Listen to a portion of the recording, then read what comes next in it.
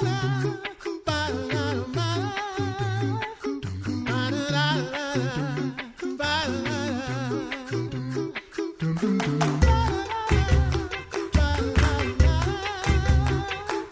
listening to The Coffee Hour. I'm Sarah Gulseth. Thanks to Concordia University, Wisconsin for your support of The Coffee Hour. You can find out more about Concordia University, Wisconsin at cuw.edu.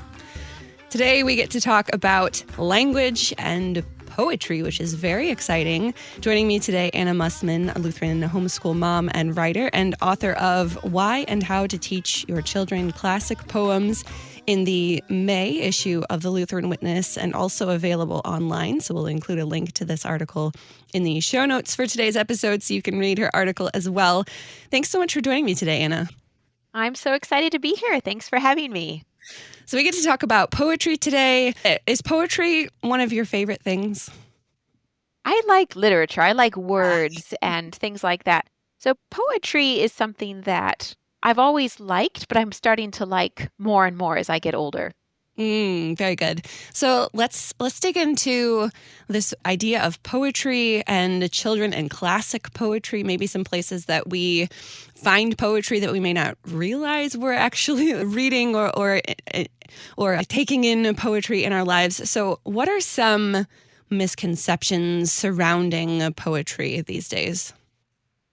I think one misconception is that poetry is sappy or romantic and that it's for girls, that it's boring, things like that. I think our culture has sort of lost its way in terms of poetry and teaching poetry. So a lot of people are missing out on all these wonderful poems, wonderful verses and stirring lines, things that used to be considered very enjoyable, very, it's for everyone, masculine, things like that. I mean, there used to be an idea that, men can write poetry because they have those, methodical minds and, all that sort of thing. And,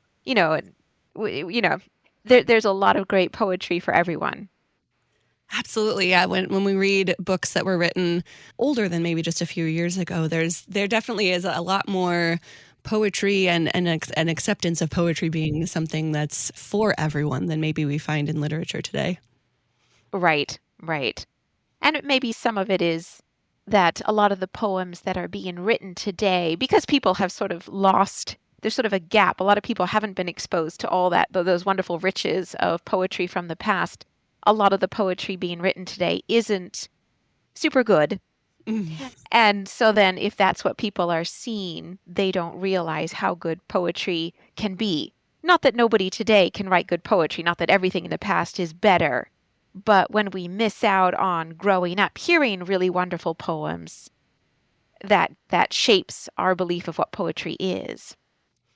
What actually makes a poem? Talking about good and bad poetry and what that might look like. We may think of poetry as a very small subset or a very certain type of thing that we might find in literature, or that it's from a very long time ago. But what actually is this genre of poetry? Right. And that's a good question, because on the one hand, there's a clear answer, and on the other hand, it's kind of fuzzy, and both are true at once. And I've heard the definition that poetry is the perfect words to express an idea. So somebody who's taken the time to find just the right words to express something so that you get the sense of it, you understand what they mean, but also there's a feeling, there's a rhythm. The word choices, everything conveys the idea much more brilliantly. If we look at the longer tradition of poetry, which would include epics and all of this, oral tradition, it's taking stories and ideas and thoughts and putting them in a rhythmic form that can stand the test of time, that can be passed down and shared and enjoyed. And our Lutheran hymnody it certainly fits in there. It's almost like the modern version of that. Lutheran hymnists have used poetry to teach and communicate. We sing a hymn and we might be learning a biblical story or learning doctrine, but the way we sing it, because of the music as well, but also just the rhythm of the words and the way they're arranged, it can give us a feeling of great joy and excitement, or a feeling of sadness, and really help us get the whole picture. So you mentioned hymnody, and I'm realizing that hymnody is probably my most favorite version of poetry, reading through especially hymns that were written during, I don't know, like the 30 Years War. A lot of my favorite hymn writers come out of times of a lot of trial, and that tends to have them create very beautiful poetry about, the blessings and provisions of Christ during all of these really hard times. So I know I love finding poetry in our hymnody. Where else might we find poetry in our daily lives that we may not realize is poetry? Well, there's certainly, I mean, songs often are poetry, not always. I'm sure that we hear songs. There are lines that stick in our heads. We read children's books and there's rhythm, there are rhymes. We've heard lines from Shakespeare, or we see quotes from Shakespeare, and often that is poetry. There's a lot of poetry that is part of sort of the heritage of English. And so we're kind of the beneficiaries of a lot of that without even noticing always which things are poetry. It's not all equally good poetry, but there's all kinds of poetry. Sure, sure. So why is poetry an important part of our lives? Why reclaim it, especially as Christians? Why is this an important part of our literary lives? Right. And I think it's very true to say Christians are people of words. Mm. God is, he uses words, he created language and gave it to us to enjoy, to understand, to use it to communicate. So words and communication are very much part of the Christian faith, how we receive it, how we teach it, how we share it. But God is not some sort of utilitarian being who just gives us a clear set of instructions. Here's the instruction manual, and that's all we need. If we read the Bible, there's beautiful literature, there's poetry in the Bible. There are passages that are, literary. There are all sorts of beautiful things there. So we see that that is part of our Creator's nature, and we see that it is a gift to us. We naturally enjoy language. We naturally enjoy the riches and the beauty of creating songs and poems and stories and just beautiful phrases that catch the ear. So it is really wonderful as Christians, as humans, to be enjoying this good gift of language. And I think that it is very helpful to realize too that we all speak, we all have language, but the more we immerse ourselves in beautiful language, the more words we have as part of our vocabulary, the more we really grow in our ability to understand language and literature. That can be very helpful in understanding the Bible and communicating with each other. There was some sort of study some years ago about the number of words that children hear in infancy and early childhood is a huge predictor for their later social and academic success. That parents who read to their children, talk to their children, are having a huge effect on their children's brains and their children's future lives.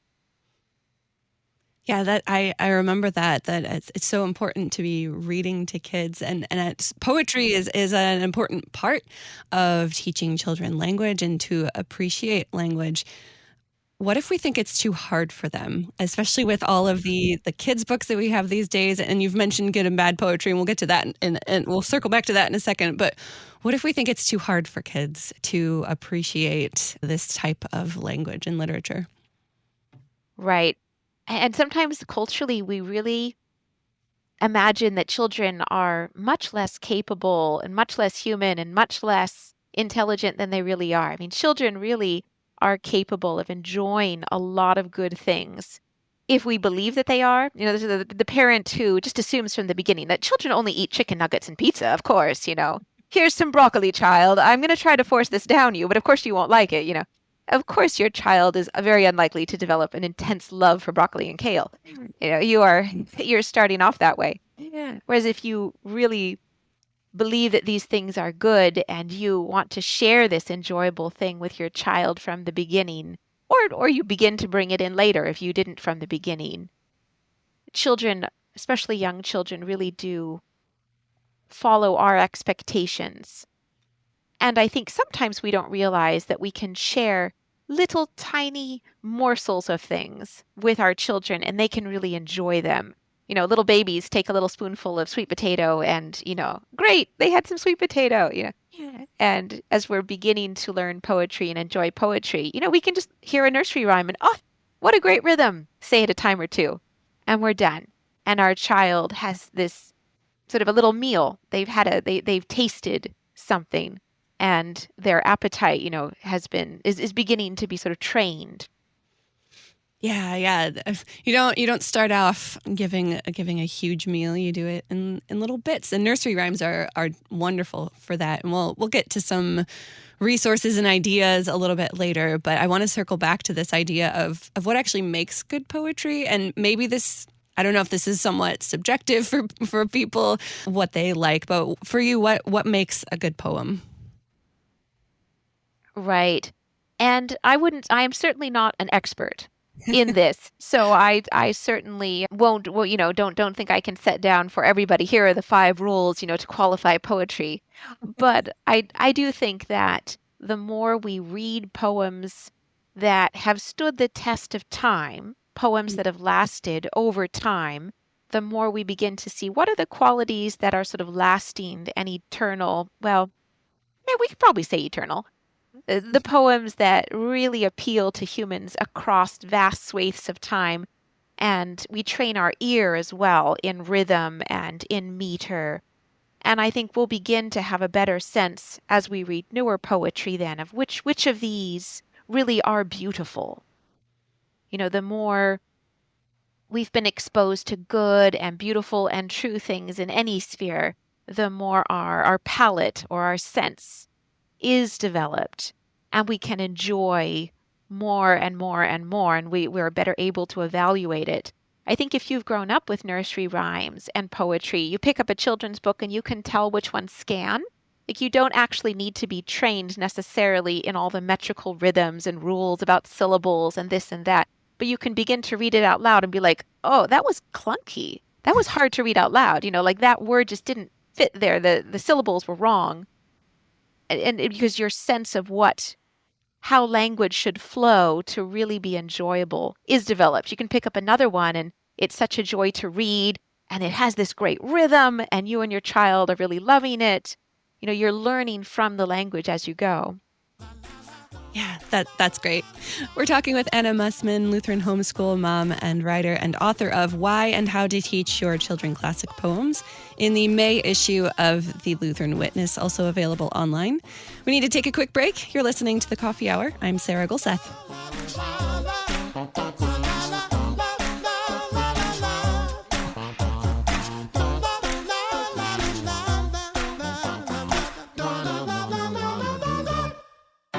At Concordia University, Wisconsin, we believe you were created for a reason: to use your God-given gifts to help others, to live a life of self-sacrifice in a me-first world, to live a life that's uncommon.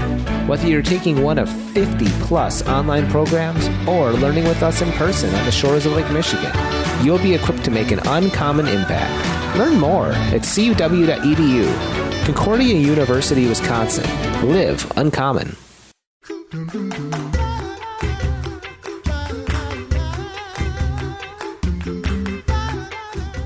Welcome back to the Coffee Hour. I'm Sarah Gulseth. I'm talking with Anna Mussmann, Lutheran homeschool mom and writer and author of Why and How to Teach Your Children Classic Poems in the May issue of the Lutheran Witness, and also available online. We'll share the link to this in the show notes so you can find all of the resources that Anna has listed, and we're going to talk through those in just a minute. But I want to revisit poetry, your love of poetry. When did you, and maybe how did you first really enjoy poetry? Has this been a lifelong love for you? Well, I'm sure as a small child, there were nursery rhymes and picture books and that sort of rhythm and hymns. Certainly growing up in a Christian household, I was hearing all of that. I remember as a kid, somewhere around 10 or 12, having books of poetry that I would read.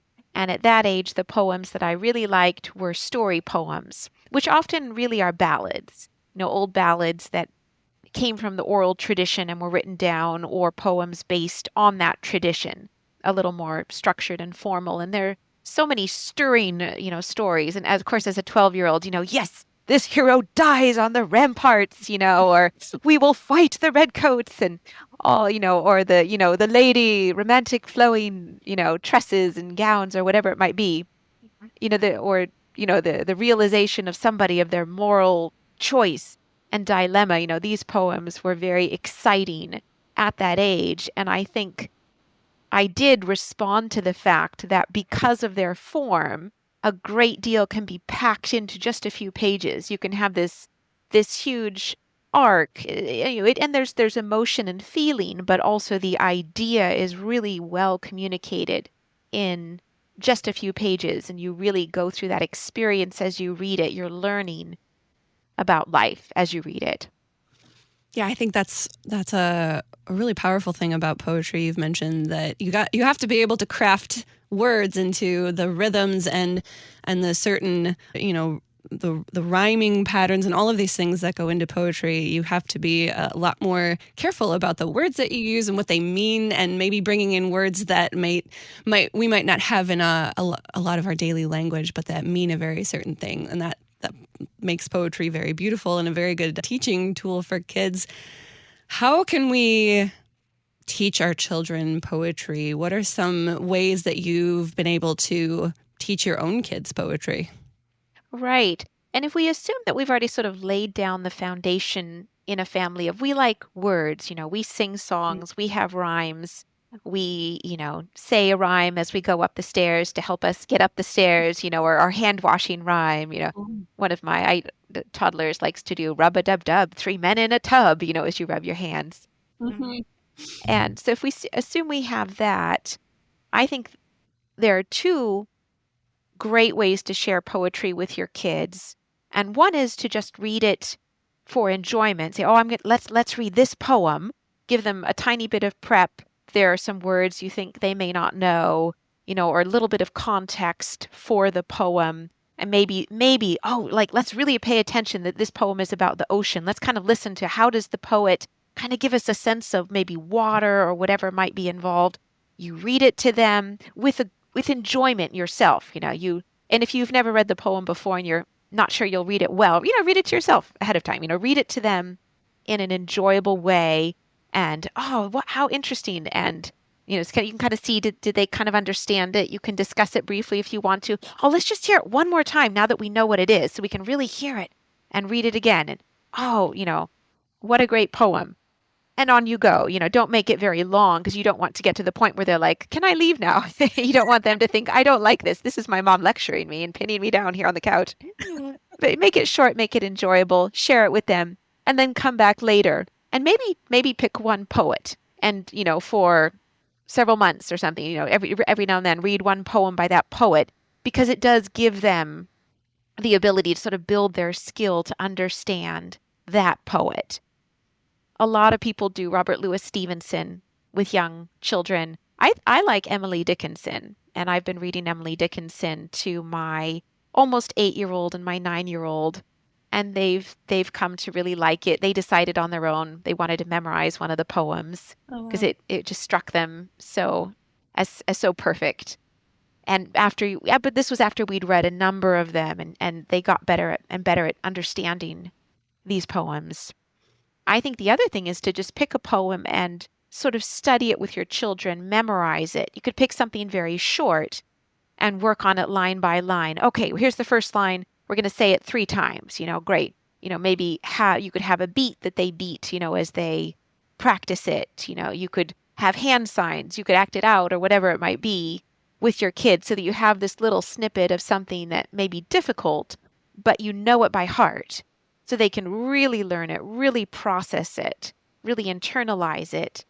And kids like achievement. Humans like achievement. I climbed that mountain. I ran that race.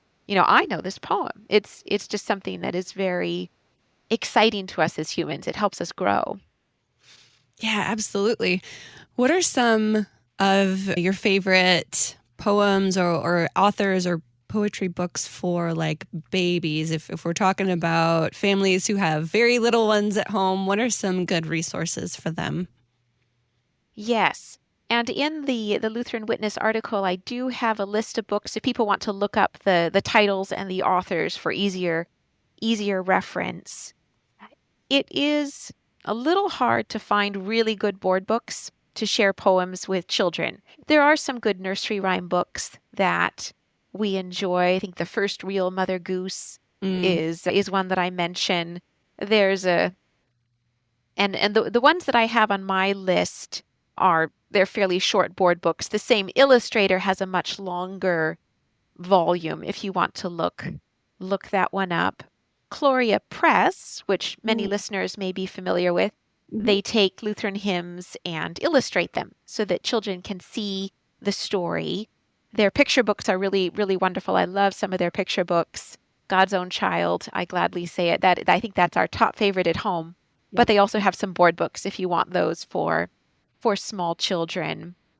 The Owl and the Pussycat is a fun poem, and that one Jan Brett, with her lush illustrative style, has illustrated. So that one's really fun because you get that combination of really wonderful images and so much to look at on the page to go along with the fun poem.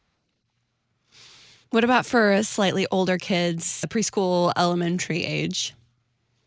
Yeah, that one, if you wanted to find those in your library, you could just put in Robert Louis Stevenson in the author search box because there are so many illustrated copies of his poems. I think that he's the easiest poet, I think, to find for children in picture books.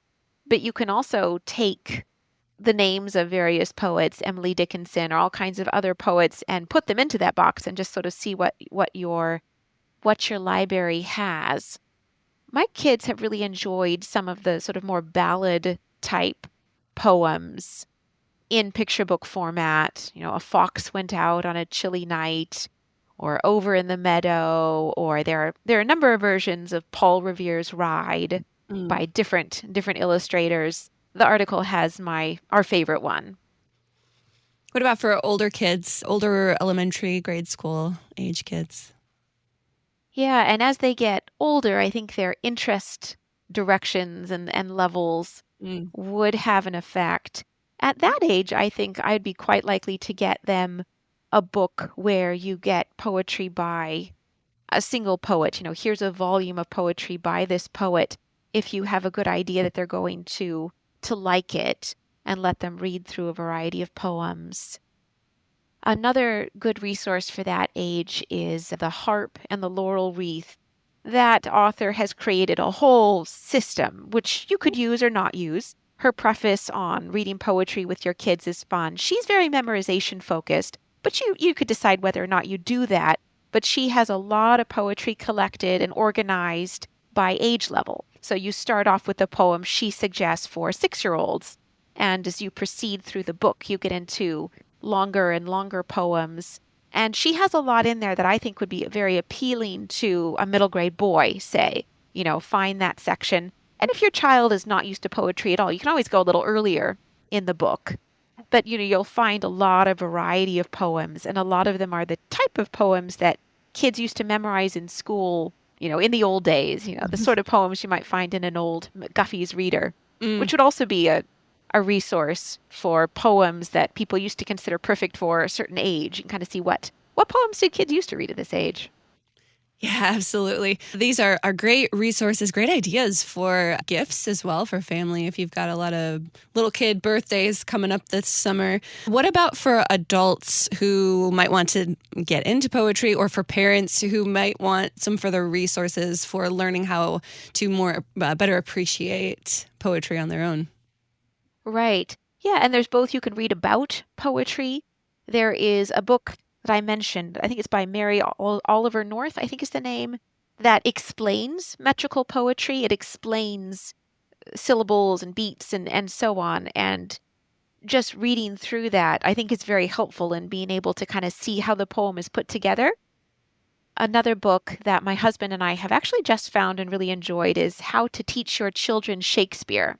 And And that one is just fun to read too, because the author just loves Shakespeare so much. Why should you read Shakespeare? Because he's, alongside the King James Bible, the greatest thing ever, obviously. And that author started with his children at a very young age, teaching them Shakespeare. And of course, it's not all poetry, but it is beautiful language, and the sort of language that people might think is far over children's heads. But he didn't think so. So he kind of shows you a model of bringing that into your home. And I think adults should also just read poetry. Find poems you enjoy, and maybe some ones that are you're not sure you like them, but you'll read a few here and there and see where that goes. A lot of people enjoy T.S. Eliot's poems. G.K. Chesterton is a great person to go to. The Hunting of the Dragon is such fun. And that's an individual poem where he has a whole epic about King Alfred, the White Horse King. That's such a fun one to read. Or you can find all kinds of treasuries and start to read through them and find poets whose work you really enjoy and you want to read more of. Or you can read the hymnal, pick up the hymnal and instead of singing it, read some of those hymns as poems, and you'll probably notice things you didn't notice before. Yes, that is something I love to do, just reading a hymnal. It's very fun, #HymnNerd experience personally. So, Anna, this has been great. A lot of great resources. We will share all of this in the show notes so people don't have to be frantically writing notes for all of this. It's all available online. So you can find these and links to all of these books, which is wonderful as well. Anna Mussmann, Lutheran homeschool mom and writer, and author of Why and How to Teach Your Children Classic Poems in the May issue of the Lutheran Witness, and also available online. Thanks so much for joining me today, Anna. Thanks for having me. It was very fun to give all my opinions about poetry. You've been listening to The Coffee Hour. I'm Sarah Gulseth. The Coffee Hour with Andy and Sarah is a production of KFUO. To support The Coffee Hour and KFUO Radio, visit KFUO.org. You can also text KFUO to 41444 or send an email to gifts@KFUO.org. And you can call us at 800-844-0524. KFUO. Christ for you, anytime, anywhere.